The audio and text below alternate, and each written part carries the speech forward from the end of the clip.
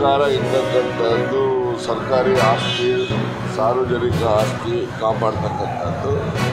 ಜೊತೆಯಲ್ಲಿ ಯಾರಿಗೂ ಕೂಡ ತೊಂದರೆ ಆಗಬಾರ್ದು ಅಂತಕ್ಕಂಥದ್ದನ್ನು ಸರ್ಕಾರ, ಯಾವುದೇ ಸರ್ಕಾರ ಇದ್ದರೂ ಕೂಡ ಜನರಿಗೆ ರಕ್ಷಣೆ ಕೊಡ್ತಕ್ಕಂಥದ್ದು ಅವರ ಒಂದು ಮೂಲ ಸದುದ್ದೇಶ ಇರ್ತಕ್ಕಂಥದ್ದು.